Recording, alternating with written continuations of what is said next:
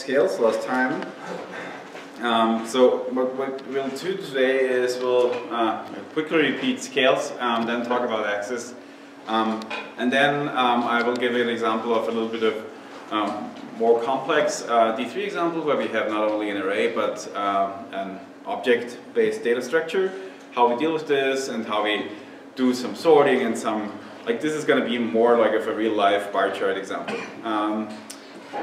Okay, so let's see. And after that we will continue with layouts and then maps.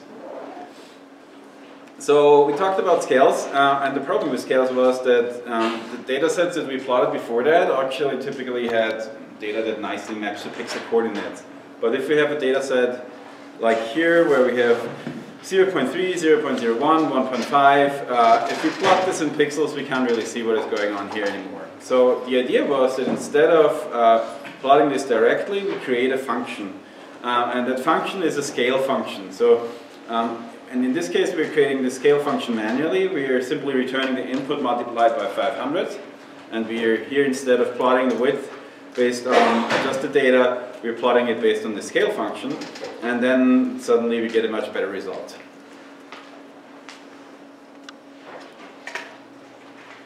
However, as I mentioned last time, there's many more types of scales that you could do and many things that you have to consider.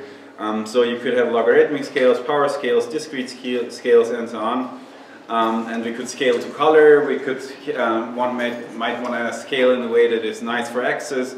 We want to scale for ordinal data and so on. So that's why D3 is actually great that they have this built-in scale function here. So you can. This is how you define a basic D3 scale, linear scale.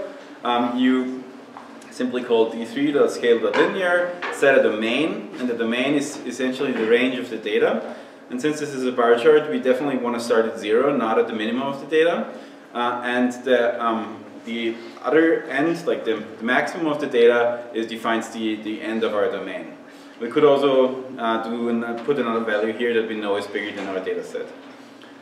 And then this range here that defines our essentially what we're mapping it to. So we have this, this is the target function. So the largest value in this data set should be 800, the smallest one, or 0, should be 0. And then we can use the scale here after we've defined it with the data value. And if we run that, we see like a similar result as we had before. But now let's do an example with logarithmic data.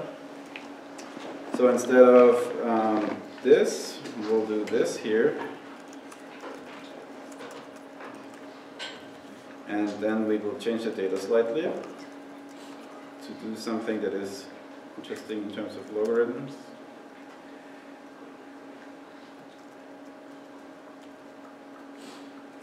And then we also have, like, we can't really start a logarithmic scale at 0. And then this is the result here. So you can barely see the 1, but then this looks much. This essentially doubles each time, but in logarithmic space, of course, this is only. It's not doubling visually. If we were to plot this in a linear scale, this would look quite different.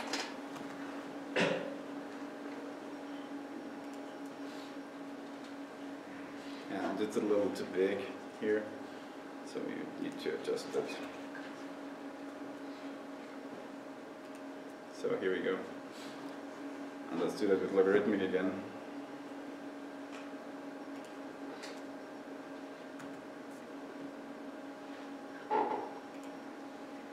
Yeah.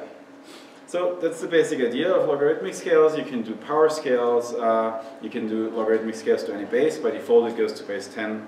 And so on. Okay, then we briefly talked about clamping. I think this is where we stopped last time. So clamping is nice if you have a data set that you have some values that are outliers, but you don't want to use a logarithmic scale, for example. So like this is the area that I would like to clamp.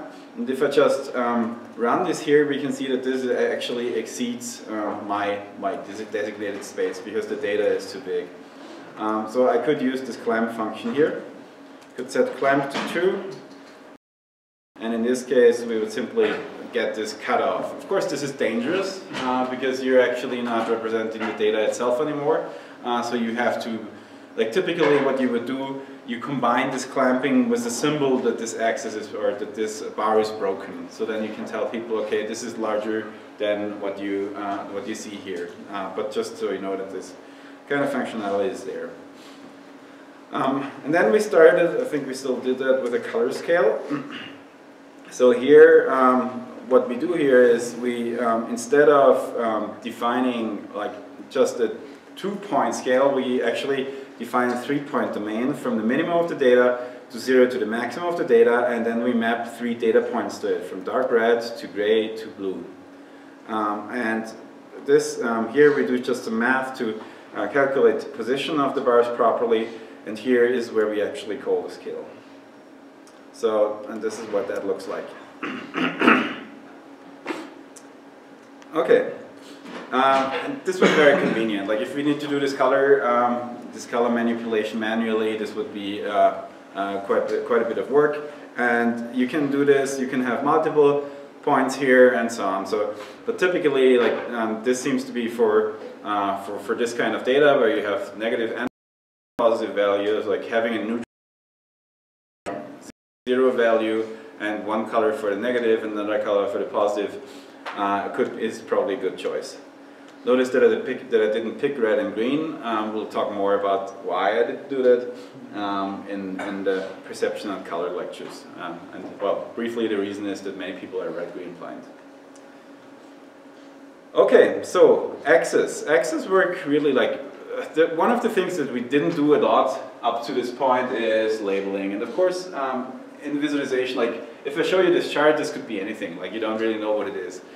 When we like know our data, that's fine. Just for data exploration, we can get a feeling of what is going on. But if you want to talk to somebody else about the data, you need to take care of labeling, and you need to take care of axes. And this is something that people kind of often forget to do. So you should really be strict about your labeling. So here we definitely would need axes that show us what are the extents of the data, and we also probably want to have a title that tells us what this data actually does in a real life example. We're not going to do the title now, but I'm going to show you how to do the axes. The great thing about axes is they work really nicely together with scales. So here we again define a linear scale, and here again we define the color scale, so I'm using the same example. And this is how I define an axis. So d3.svg.axis, and then I can set like the axis takes a scale. So it's like simply passing along the scale that I created just here. So it actually knows about the scale. And then I just tell it put the numbers at the bottom. And now I'm starting to actually draw the data. And here at the very end, I simply execute svg.append.g, so I add a group element and call an axis on it. And the result of that is an axis. So we can see it's not very pretty, but it's there and it's accurate. And if you look at this in the DOM inspector,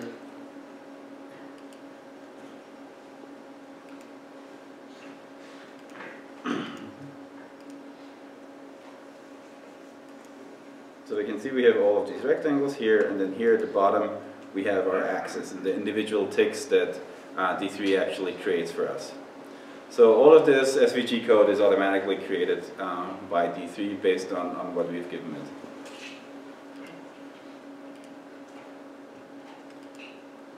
Okay, so let's make it a little bit nicer.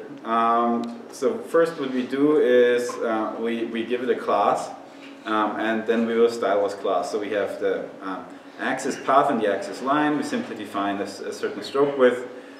We do sharp rendering, and then for the axis we also define that the text should be sans serif and for font size 11. Other than that, this is pretty much the same. One difference is that I'm moving the axis now. So here I'm appending the axis and moving it to the bottom, and here I call it again. And when we do that, this is the result here, and It's a little bit bigger than the screen.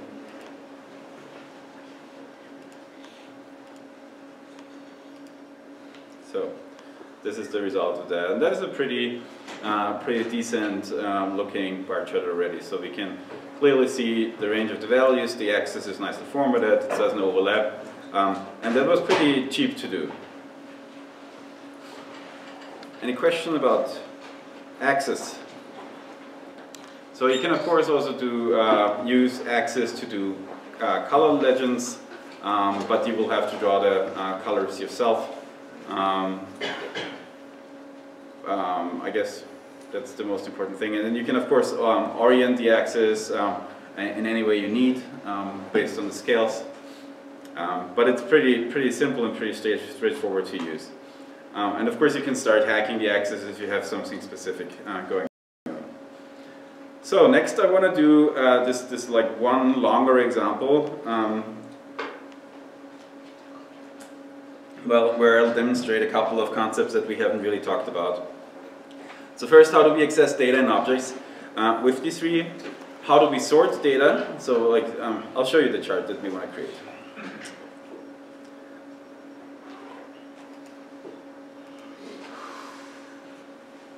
So like, we have a chart with about essentially groceries. So we have three different types of groceries. We have fruit, we have general groceries like bread and cereals, and then we have alcohol, beer and wine. So these are three different classes. They're shown in three different colors, and we have how many tons of this are sold in some store or whatever. Like, this is made up data, but just to make the point about having like objects here, not just plain arrays. We have a scale, and then we can sort by the various data attributes that we have. So now it's sorted alphabetically, like apples, banana, beer, bread, cereals, plum, and wine, by the product name, and now I'm sorting it by the size, like how the volume of sales, by the tonnage. And now I'm still sorting again by the type. So now we'll go through what we need to do with these three to actually implement such a bar chart. So there's a couple of new concepts that we haven't talked about. How do we sort data? How do we access data and objects? How do we properly deal with padding in SVG elements? So this is just like a guideline. It's not something super important, but it helps you keep your code simple. How do we use a scale with range bound bands to evenly space the bars? So we can actually calculate the position and the size of the bars ourselves, or we can simply use a specific type of scale to place the bars. How do we update a scale? How do we ensure object consistency for transitions? That is especially important if you have these more complex objects. So like if you, for example, try to do the sorting without doing object consistency, then you wouldn't simply, like the D3 wouldn't know which of the two elements, like before the, between two updates, D3 wouldn't be aware which two elements are the same thing. So we need to tell D3 which objects are like identical over time. And yeah, and then we will also, I think I've used this before, but I'll explicitly mention how we use object notation to define many attributes at the same time. Okay, so we have some styling at the beginning, which we already had before. And here is again our drop-down box. So this is a simple way of defining it. And here you can see that the default selected value is the type. Here I'm calculating the width and the height of the drawing area. And first I specify an object, margin. And here I have members, top, right, bottom, left. And these are essentially giving me the padding on all of these sides.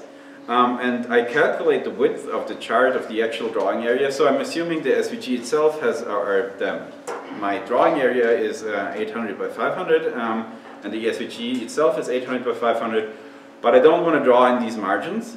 So I'm simply calculating the drawable width and the height by subtracting the left, right, or top and bottom. And we'll use this width and height to essentially define our chart area here. So like here we start with D3 select, and here I've used, for the SVG I've given it an ID chart. and now I'm setting the attribute width is really like the SVG itself is the complete width and the complete height. But then what we do here is we append the group and transform to the margin left and margin top. So essentially everything we do from now on with this SVG selection here is going to be a child of G, of this G, and it's going to be automatically transformed. So we don't have to take care of the padding and so on, which can simplify your computations of positioning and so on quite a bit. So this is the only time you have to think about padding. So here is a data definition now. Like we've seen this kind of notation for objects before. We have an array of data, and then we have the element of these arrays, of this array is an object or multiple objects that are all of the same type. So we have the members, product, tons, and type, and then we have the actual values. We have string values for product and type, and then numbers for the tons, of course. So this is the data definition, and this looks very similar to JSON, as I mentioned before, but it's pretty straightforward, I think. Then here we have a list of all the different types. I could, of course, manually, automatically extract this from this list, but simply for this simple example, I was too lazy. And I'm also defining a maximum value here, like that we don't want to go above. So, and here's the event listener and the actual sorting function. So, there's two ways how you could do the sorting here. You could use D3's built-in sort method directly, or you could sort the data and update. Either way is actually fine. I did implement the sorting the data version, but you could also use D3 sorting function, and there's a link further down here. So when you use like sort dataset, you can use this built-in JavaScript standard sort function on an array. And if you have a simple array that is, for example, numerical, or that is alphabetical or only strings, it will automatically just return a default sorted array. But if you need to define your sorting criteria in a little bit more intricate way, especially if you're sorting objects, you kind of need to define your own compare function. So here I'm defining the compare function, which I'm passing as a parameter to sort, and I'm switching between the three different types. Like I'm switching between product, type, and tonnage. And product and type are both strings, so I don't really need to distinguish how I handle them. And sorting essentially works, you return either a value smaller than 0, or a value that is 0, that means they're equal, or a value larger than 0, that means that B is larger than A, or the second parameter is larger than A. So you can do this for, like here I'm actually do a string comparison, like you can do this comparison operator, so I'm accessing the A, and I'm using this hash-like notation here. So I'm actually A is an object here, and active is, of course, the either product or type in this case. So I'm retrieving the product, for example, for A, and comparing it to the product of B. And the comparison here, whether it's bigger or smaller, is based on a alphabetical comparison. So if A is smaller than B, it will return -1. If A is larger than B, it will return 1. And if they're exactly the same string, it will return 0. And for the numerical value, that's even simpler. I can simply take 1 and subtract it by the other, and this will give me exactly the right result. And after, like I've done this sorting, the data here, like I'm reassigning it to this data array, and therefore this contains now the updated sorted array. And here I would then call the execute function, which is similar to what we've used before. In this case, I'm just restructured it a bit to only contain the update code. So typically you would call something like redraw or update rendering or something like this here. Okay, so this was the sort part of it. Maybe, yeah, it's not super hard, but I guess it might makes more sense if we talk about the chart first. Okay, so defining a scale, that's pretty simple, we've done this before. And in X, defining a color scale, we use the same color scale here again.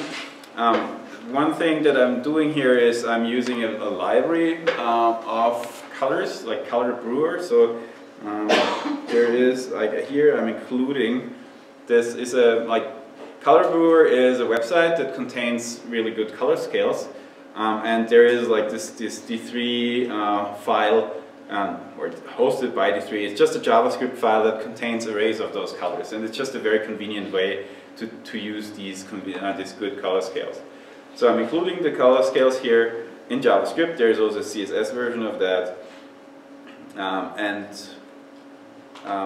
here I'm accent is one of the colors, and I'm using the Color Brewer color scale accent with a length of 4. So this is all that does here. This one here is new, so we haven't used this before.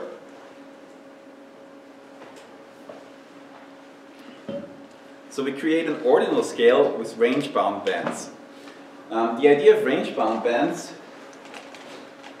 is you have a data set, let's say with 3 items, and then you have a certain space. And you kind of want to define, like the 3 items should fit nicely in here. I want to have a certain spacing between them, so this would be my spacing. And then I want to have item 1, and then I want to have the spacing again. Then I want to have item 2, spacing again, item 3, and now drawing it very good.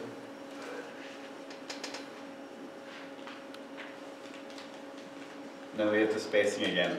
So we have essentially what we need here is we need to define this spacing, like the intermediate spacings, like the outer spacings, the intermediate spacings, and then all the rest is essentially given by the range we have and by the number of data items. So in this case, let's say we have 300 or 330. 340, let's make it easy. We take each of those to be 10, so that will leave us with 300 pixels. Each of the bars would essentially get 100 of width, and each of these elements would be 10. And this is automatically done by these range-bound bands.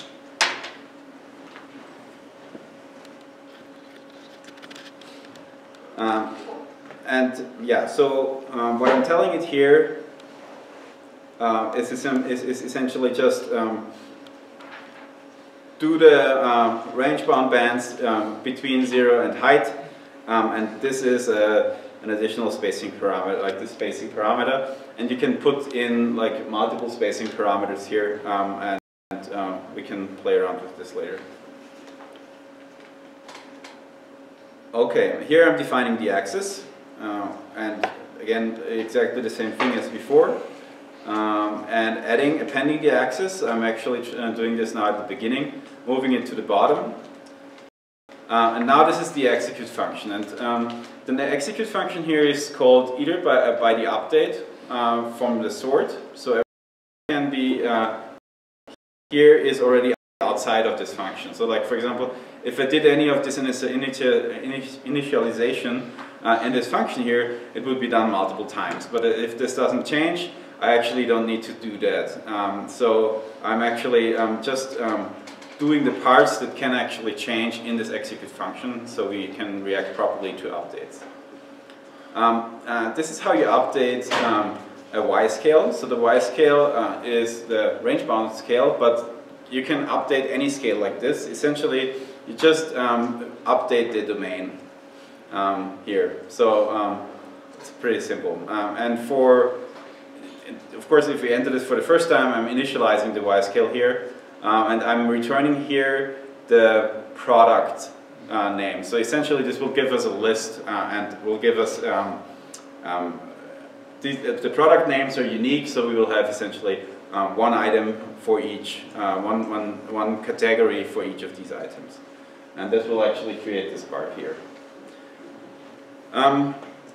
Here I'm just starting with the data plotting, and this is the interesting part here. So far we have always only defined data, like in the data call we only passed it the data. but now we're actually defining a key here in addition to that. So the key is an optional attribute, and so what we're telling D3 here is to look at the product name to be the unique key that identifies an object as equal. So if what this does here is essentially tell apples and bananas and so on are different because they actually have a different name. If I don't do this, the update won't be working, the sorting and so on won't be working.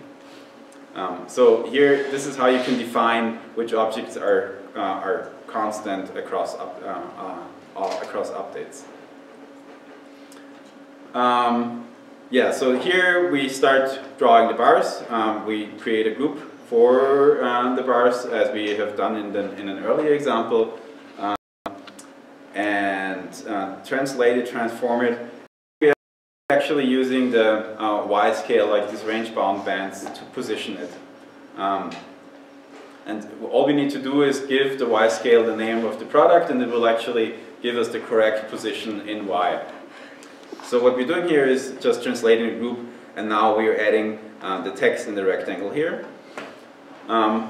For the text, I guess like here we I'm just formatting it a bit so that it actually matches up nicely. So dy is a shift along the y-axis, then aligning it to the right, so the text anchor to the end, then centering it vertically, so the alignment baseline middle. This one doesn't really work across all browsers, but it works in Chrome. And yeah, you might have to do something manual if you have a production system here. Then I'm setting the opacity to 0 for the enter, like we're in the enter selection here, in the bar group's enter selection. So we start out with a completely transparent bar and make it opaque as we go, or in this case a text of course. We do this transition duration that we've done before. And now the same thing for the rectangle. Here the range band accesses the automatically computed width of the bar for the Y scale, again with this range bound band, so I don't really have to know the width of the bands anymore. And this is of course nice because if I add additional data elements, it will have automatically changed the width of the bars and so on. I'm using the color scale to do the fill. This is similar to the previous example, and I'm again like for the enter animation for the bars, I'm like using this growing effect, starting with 0 and then continually increasing up to the actual width over a duration of 5,000 seconds. Here are the exit and the exit animation. So we're only doing fade out, no movement here, and so we can just apply this to the whole bar group. And this is really now the only thing that we need to update after the sort. So because the only thing that changes after the sort is the position of the elements. So all we need to do is to take the bar groups, run a transition with a duration of 3000, and then simply set the position according to the Y scale of the product. So this is all we need to do in the update. And that's the result of that, which is like a nice bar chart. And if I were to add like an extra object, let's say,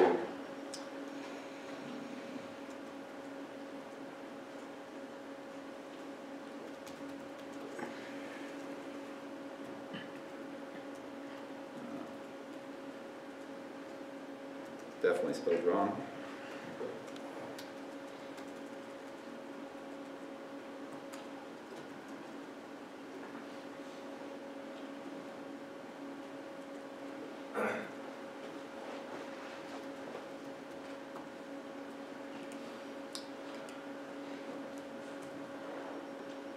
Now, do you have to add a broccoli to that types list?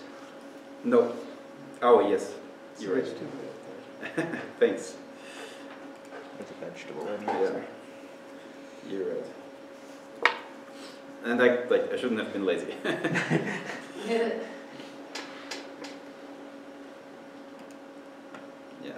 So you see, broccoli is added, has a new color, all of the width and the height and so on is automatically updated. and we can sort as we did before.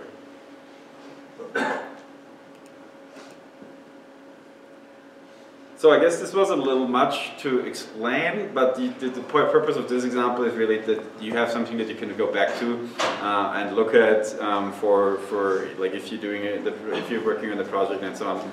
This is kind of a real life example how you would actually implement this in a system. And this is based on a tutorial by Mike Bostock. It's Let's Make a Bar Chart in 3 parts. It's an extended version of that, but this Mike Bostock's example is also worth reading because he goes through 3 different iterations of it. So if you're not quite familiar with all of the stuff that I taught up to this point, this might be a good point, a good read for you. Okay. Is that tutorial online? Yeah, it's part of the recommended readings okay. For the lecture. Thank you. So any questions about this? Yes? When you do transitions like the Barber Center .append part, yeah. You set a width equal to 0, yeah. and then the width equal to 0, and then the transition, and then the width is the D. So that's saying that it starts at 0 and then transitions. And exactly. Then that endpoint. Okay. Exactly. We can do different things, like we can start with a let's say 700 pixels. And if we do that, it will actually shrink to the position. Okay. Is there a way to make it, well, so when you're updating between like changing? Yeah. You take the input from the data? Exactly. So we did this in, like in this case, so if you don't do this with the object consistency thing that I showed here, and if you do the sorting, what will actually, okay, let's try it. Where is it?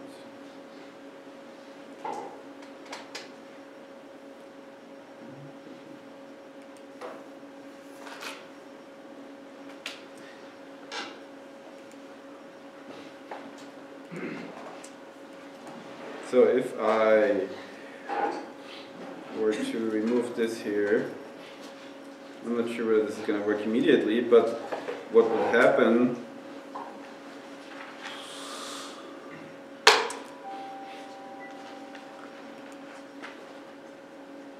so, okay, well it breaks in this case. But we've seen this in other examples up here, I think.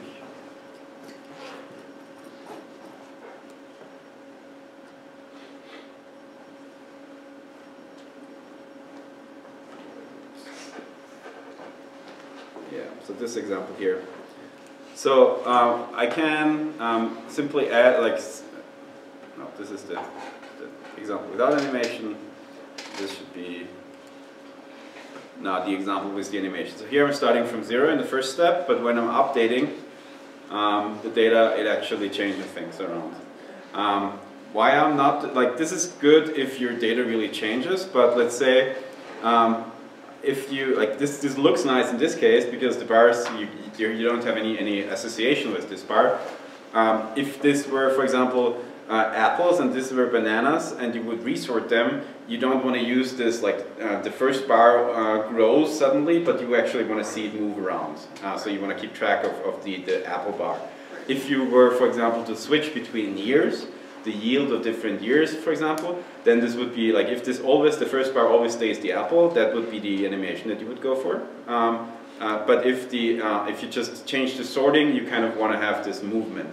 So you can pick, you can choose between those two different transitions. And of course you could do both. That would be possible. So you could sort and switch between years and do both of them. And all you need to do is essentially define what your size or position is before the transition, and then define what your size and position is after the transition. Any other questions? What happens if your key isn't really unique? What if someone comes along and adds another broccoli? Does it try to put both of them on there and then? Let's try. I'm gonna reload this to have to.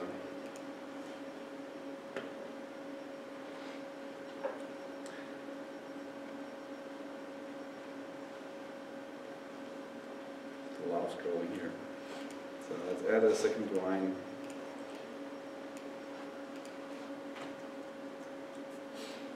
With a different size.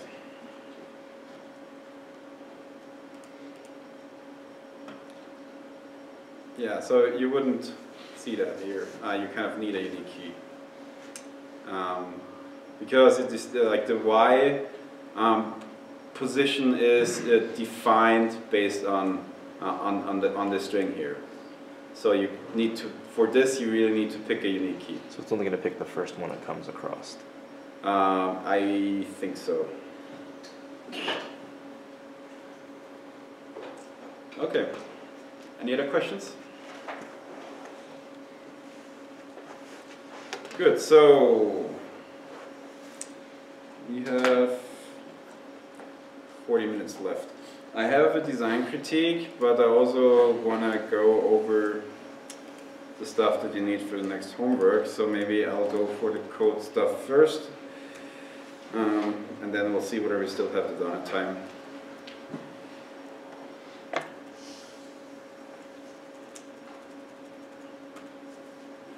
So you can find this again through the link on the schedule here. So we're here in week 3. Here is, by the way, the Mike Bostock's Let's Make a Map. And here is the link to the lecture, or to the next part of the lecture.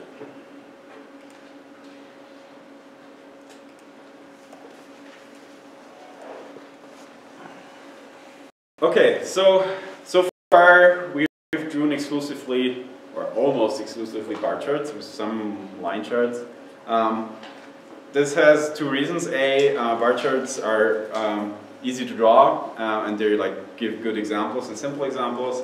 Line charts are equally simple to draw, but maybe not sometimes as illustrative of all the concepts that I'm trying to show here. And of course, bar charts are also a great choice generally. But there's many other things that you could do. So you can do pie charts, of course. You can do tree maps. You can have other data types like graphs, where you need to lay out node link diagrams and so on. And in these cases, it's not as easy to define the position. In the bar charts, we essentially just used these range-bound bands or calculated the position of the bars, and the width and the height was also easy to calculate. If that is not that easy to do, like in a force-directed layout, there is something that D3 can help you with, and these are essentially D3 layouts. So we will go through a couple of different layouts, and what this will create is, we will do this pie chart here, and then we'll go through an example that does a force-directed graph here for these layouts.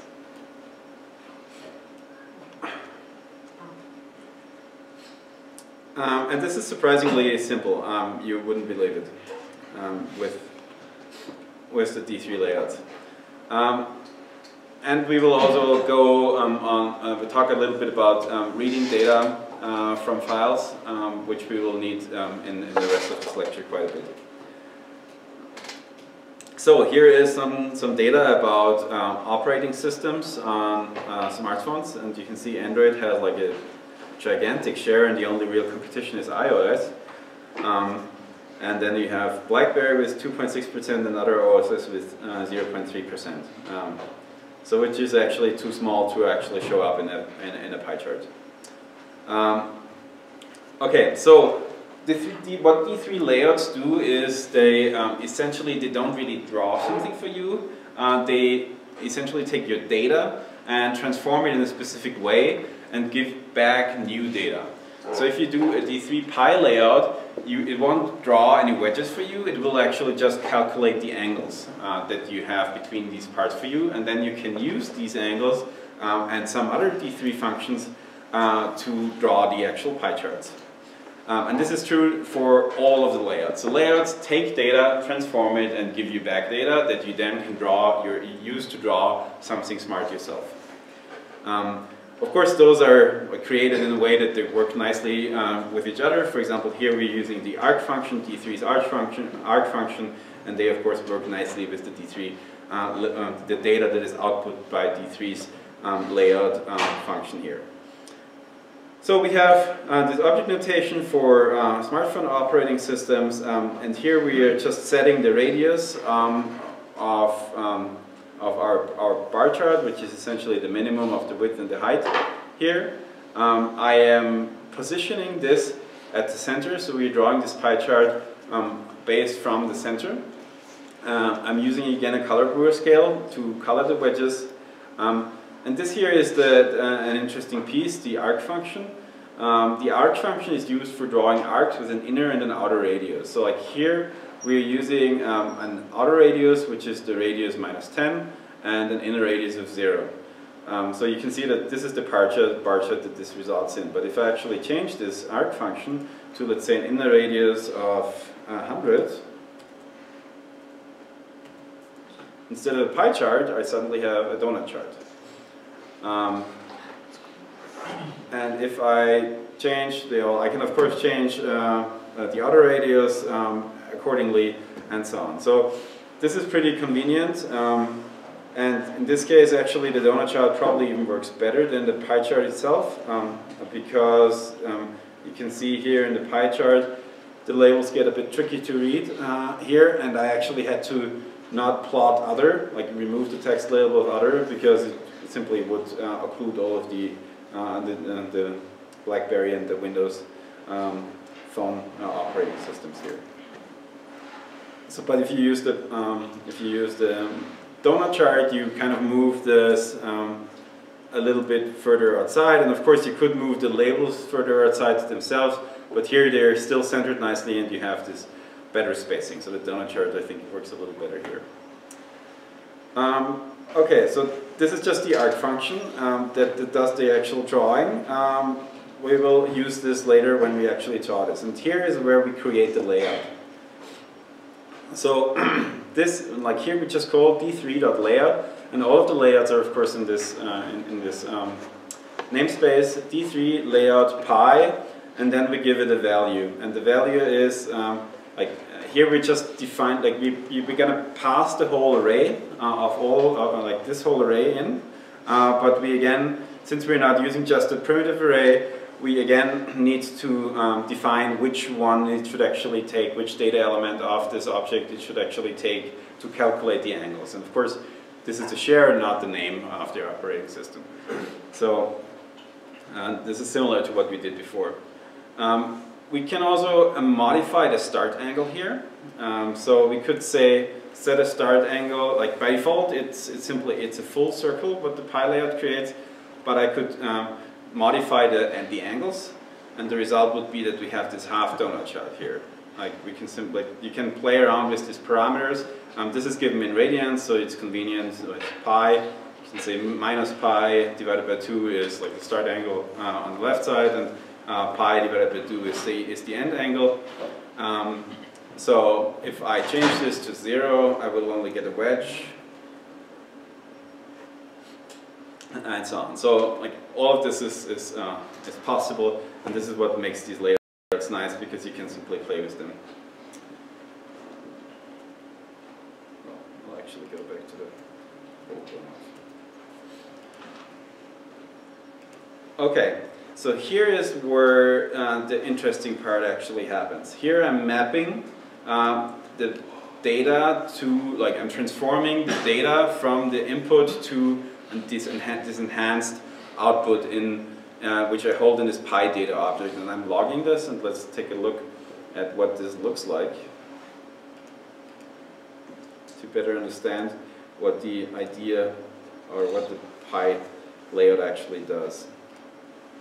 So what we can see here is that this pi layout returns an object with, and here you see, like this is new, the end angle, the padding angle, start angle, and then we have the value here. So like this is the stuff that the pi layout creates, and then you have the actual data object in here. We have the operating system, operating system and the market share, and so this is stored within the object, but the object itself contains this end angle, the pad angle, start angle, and the value. And this is what you then can use to draw the actual wedges of the pie chart.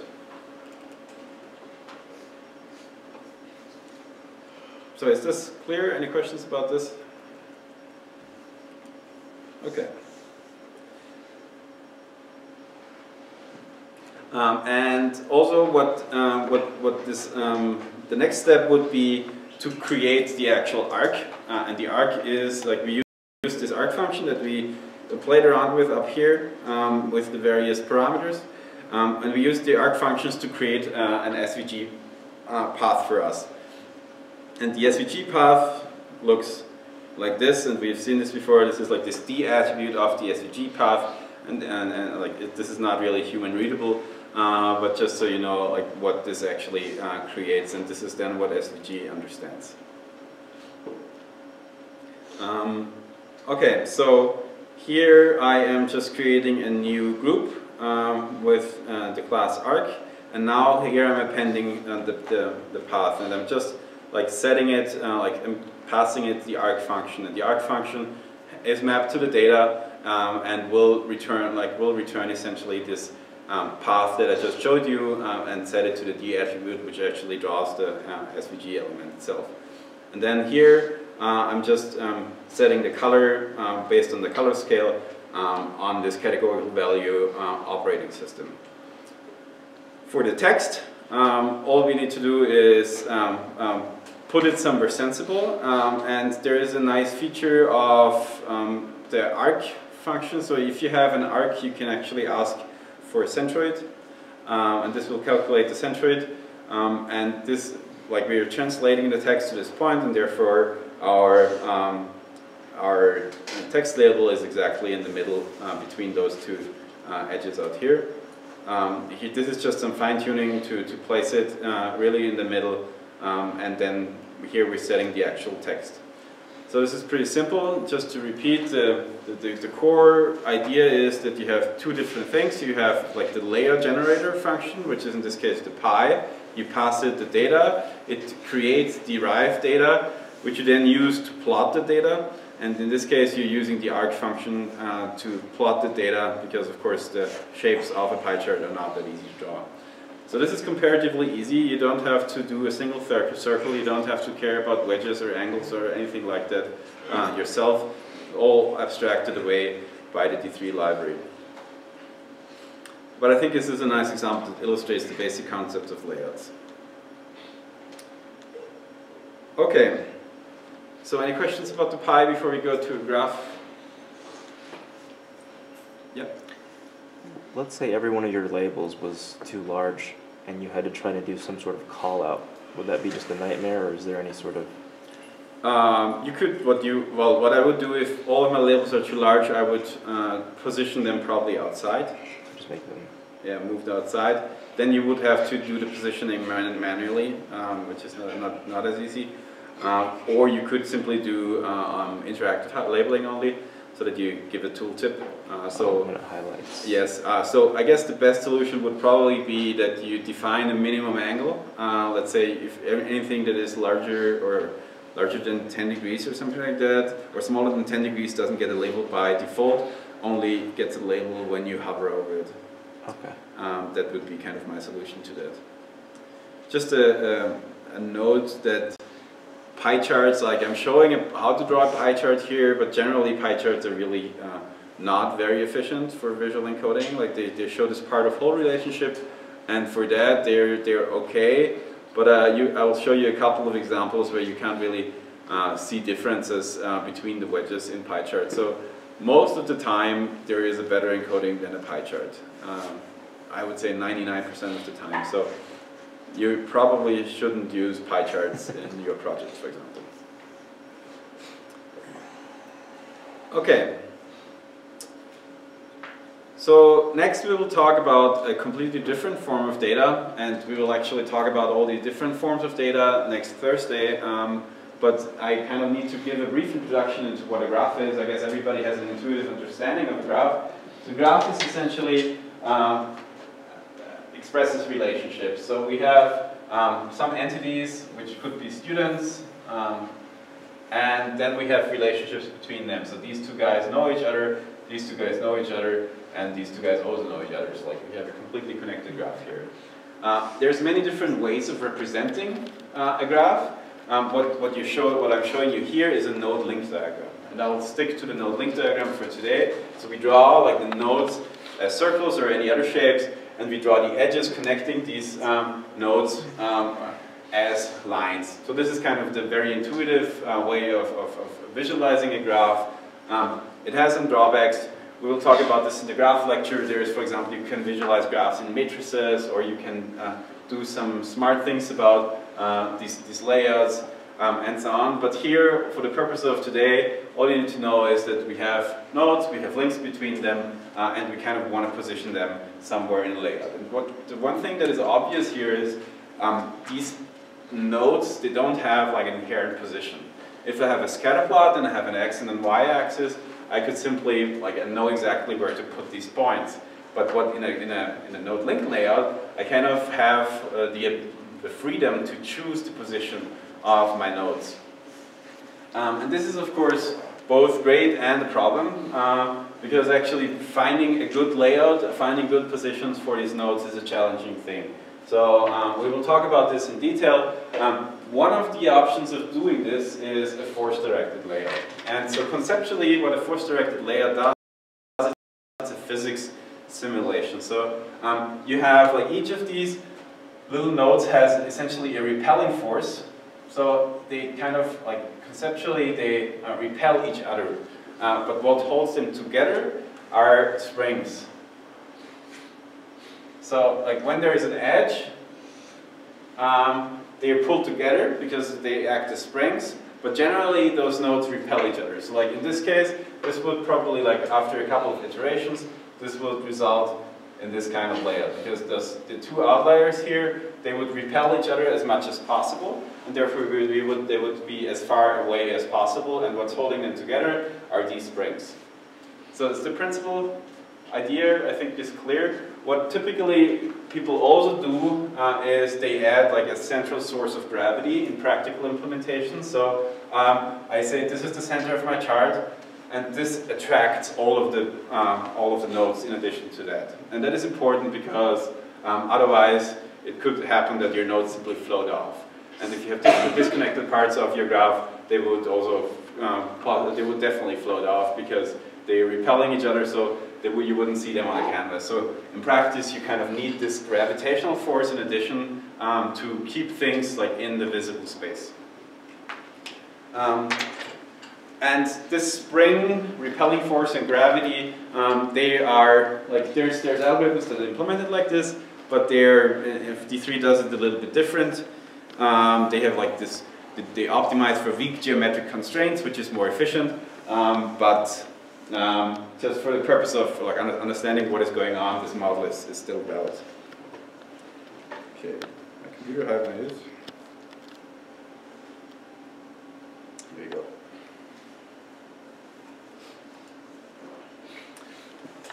So what I'm showing you here is an example of the standard D3 force layout example that I think everybody who has tried to draw a force layout looked at this example first. It shows a data set of Les Miserables, where you have the various characters. You have Muriel, you have Napoleon, and so on, and somewhere you will have Valjean.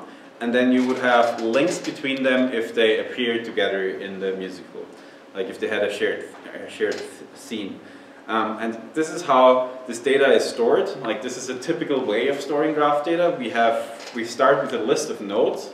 The nodes here would be these characters, and then we have a list of links. And the list of links here essentially uses the index in this array to identify which two nodes are connected. So here we have source is index 1, so Napoleon is the source, and target is index 0. Muriel is the target. And then for both of those, we actually have a third parameter. Here we have a group parameter that is essentially just a cluster information. These people belong to the same group.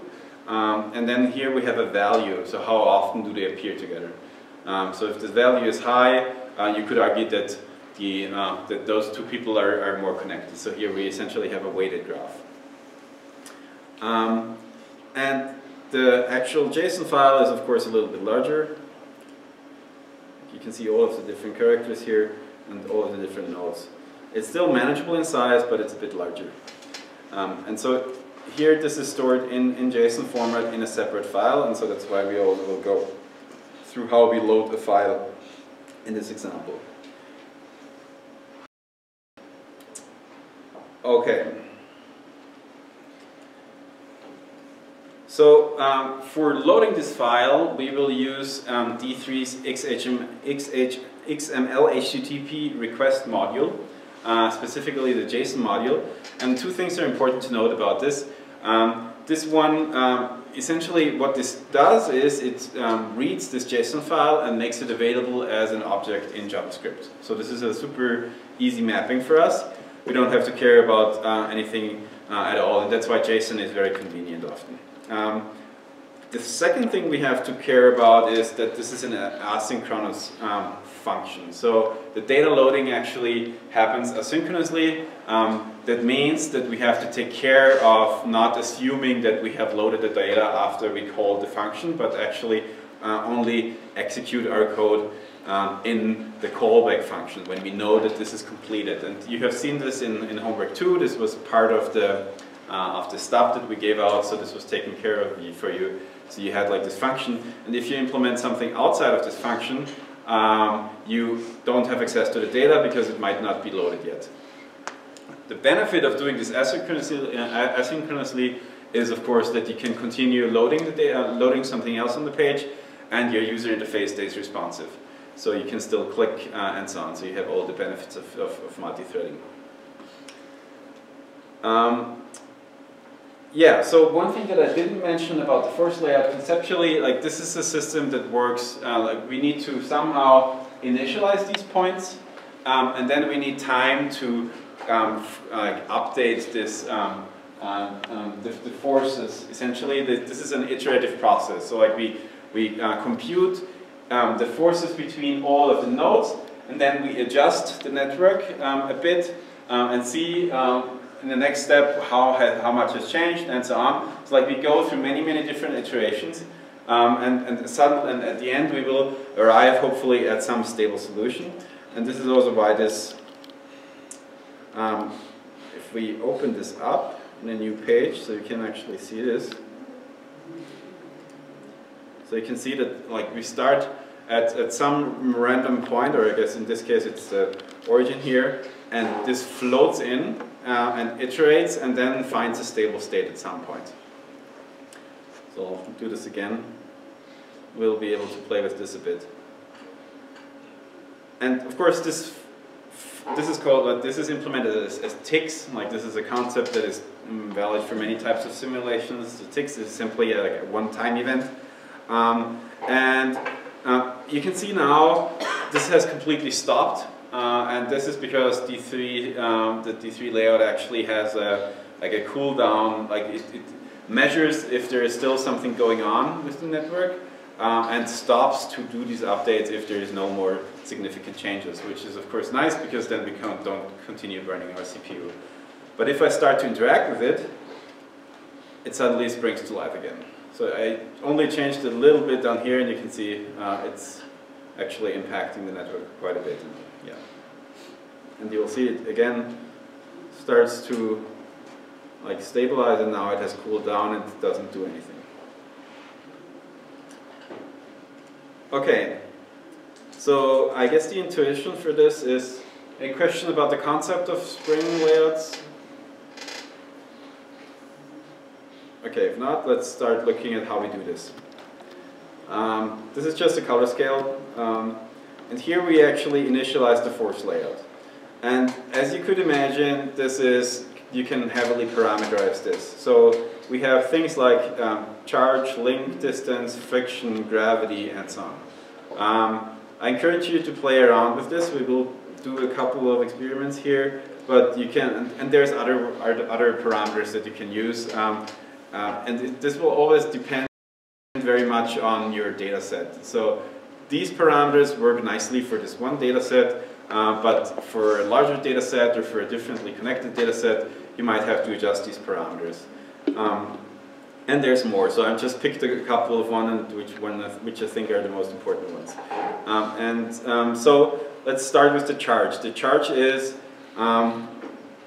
the force that repulses them. So the lower this is, so minus 120 means that they repulse each other quite a bit. If I increase this to, let's say, 520, let's take a look at how this network looks. So this is much more spread out now.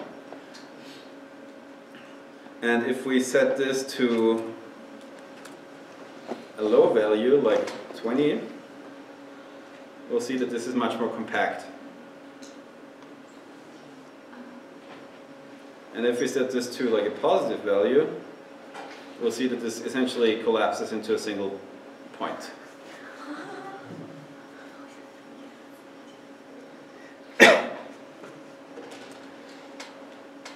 Okay. The same for the link distance. Like the link distance is of course not fixed, but we have like a target link distance which we're optimizing for. And like 30 seems like a decent value, but we could set this to 100. And then we would have again a wider network. Like you can see that these links are longer. Maybe you can see the structure better even in this case, at least for the outliers. So we had it at 30. The friction is something that will be a little bit tricky to see. So this is between 1 and 0, and this is essentially like how quickly this updates. And let's go for the maximum. Yeah, so you can see this is pretty sluggish now.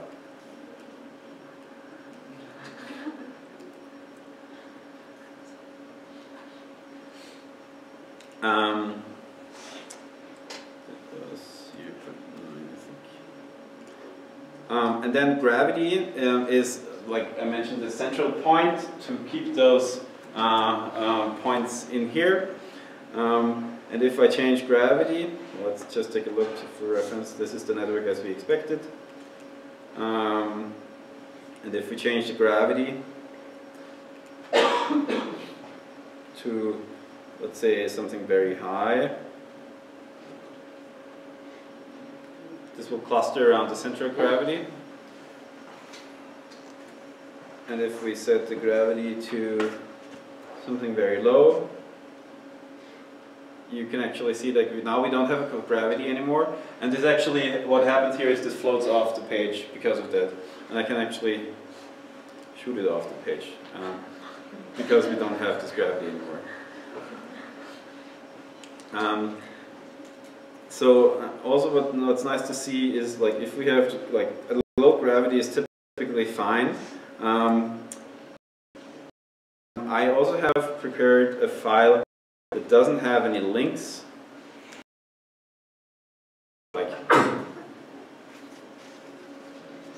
So what we have here is these points, they kind of like optimized to be spaced out as much as possible, but they're still pulled together by the gravity. So like we have this circle-shaped form here at the outer rings because they're all pulled towards the center, but they still are spaced out as much as possible. And if I move one around here, you can see how that behaves. If we now change the gravity to 0, no, I just saw them. So they float away and simply like disappear. So it's fun to play with this physics. Let's talk about how we actually do this. And there's other parameters, of course. So what we do is, here's the data loading. So as I mentioned, you have probably seen this in your homework. This d3.json call loads the first parameter is the file that you need to load.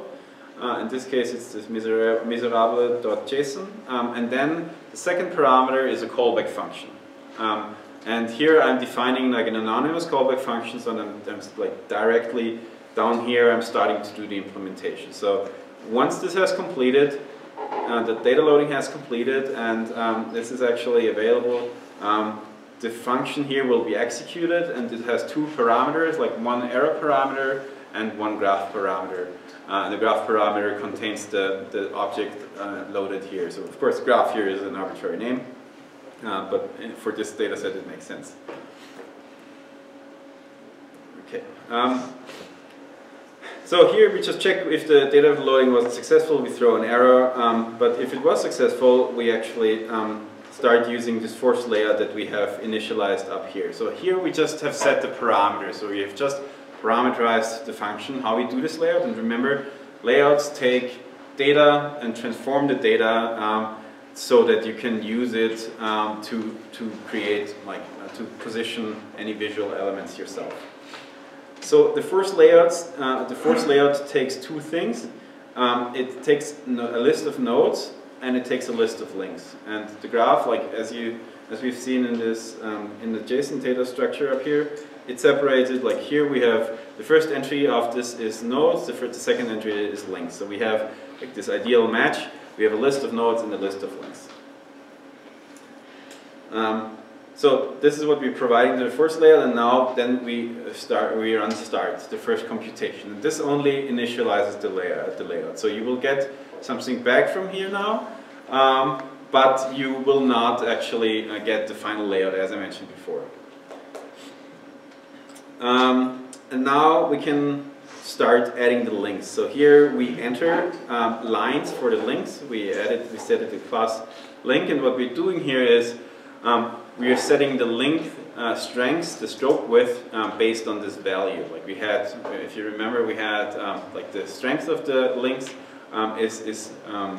shows us how strongly two correct characters are connected, and here we're simply using the square root of the value to set to link thickness. And if you look closely here, the links are thicker than down here. So this is what this actually does. But if we make this a little bit stronger, we can, instead of the square root, we can also do directly the full value, and then we get these super thick links here in the middle. This doesn't influence the layout. You can make this influence the layout, but in this case we're just adjusting the link width.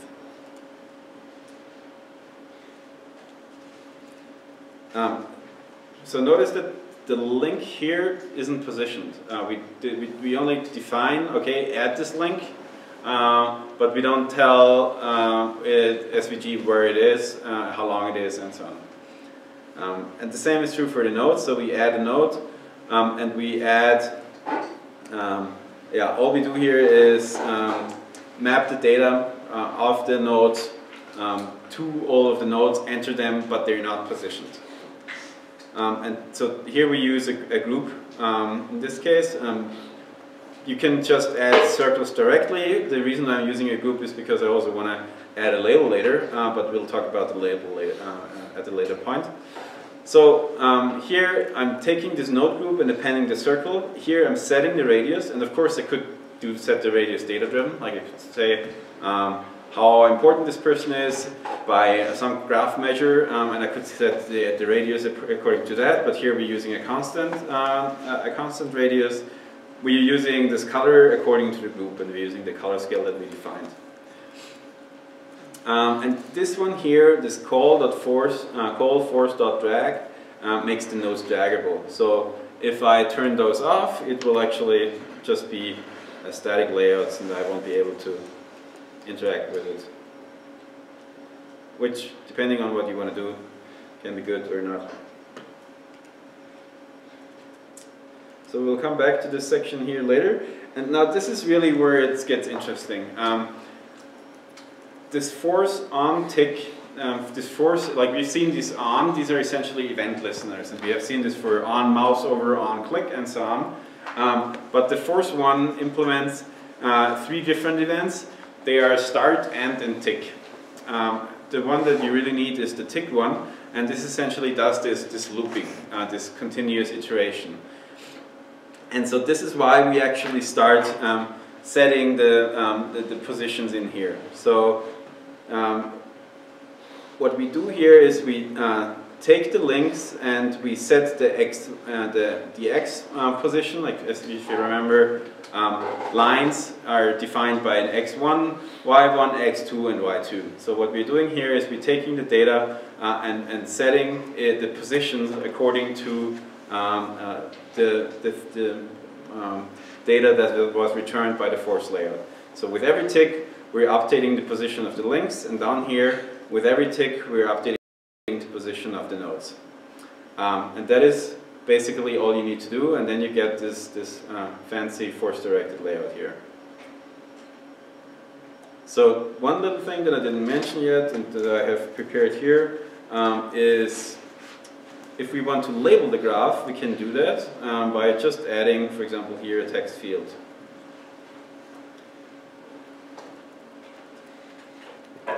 And notice that I don't have to position the text field because it's part of the group. And the group is positioned here. Like node here contains the groups, not the circles. And therefore, I get the labels of the names of these characters here pretty nicely. And I've done something here, like when you show all of them, for example, you can show all of them, but it gets a little messy. So you can see that there's a lot of overlap already. So we would probably need like a bigger drawing area and more, and would need to adjust the weights if we want to actually draw this. Or you could do this interactively on a tooltip.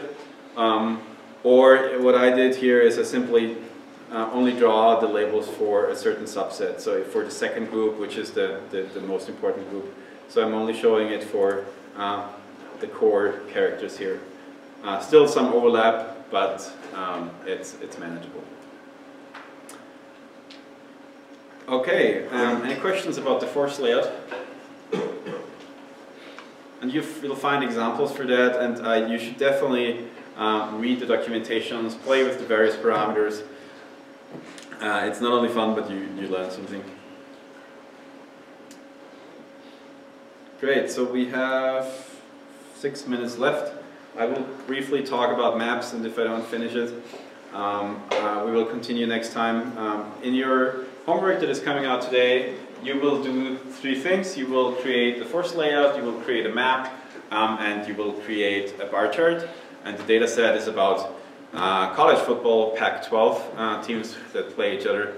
And Alex was very excited about this data set, and you'll use all of the stuff that we're covering in this lecture. Okay, so conceptually, if you're working with maps, think twice whether you actually need a map. If I want to compare data about the 5 largest cities in the United States, I don't need a map. Everybody knows where New York, Los Angeles, and Chicago are. Showing this on a map simply makes it harder for you to do a good visual encoding because you cannot anymore choose where to place things. You have to choose geography as where to place things. Sometimes, of course, maps are good. Like if we learn about a region that we're not super familiar with, or if you want to show like some geographic relationships, of course, maps are great. And then when you have decided that you absolutely need a map, you have 2 choices. You can do something like a real map, like Google Maps, and try to augment on top of that.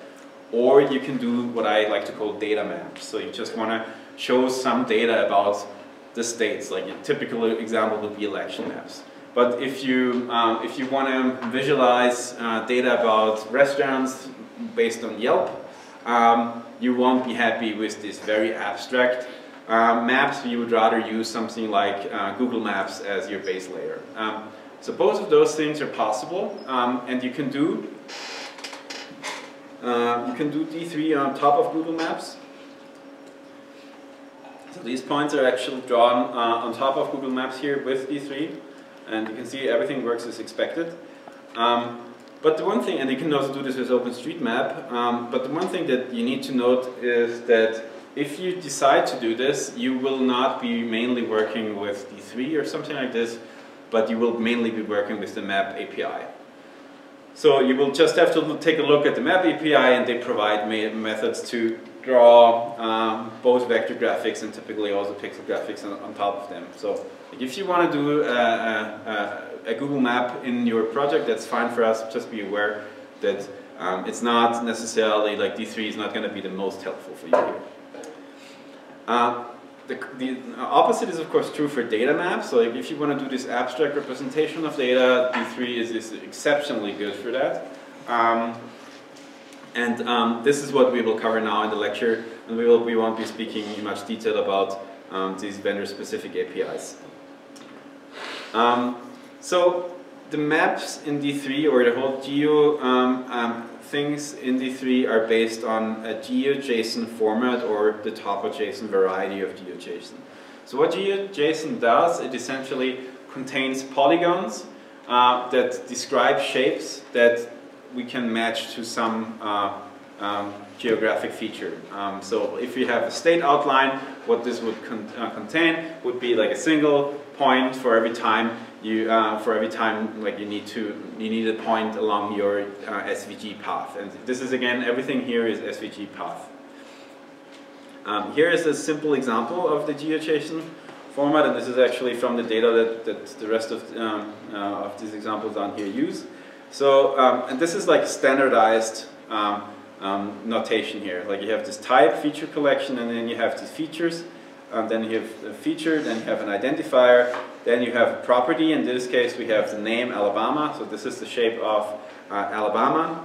And this is actually the interesting part here. And here we define the geometry. And here the geometry is of type polygon, and then we have the coordinates. And these coordinates are longitude first, then latitude.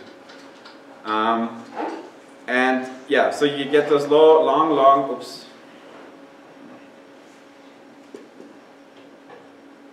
You get those long point sequences. And if you look at the file, this is the GeoJSON file for all the states in the US. So it's not short.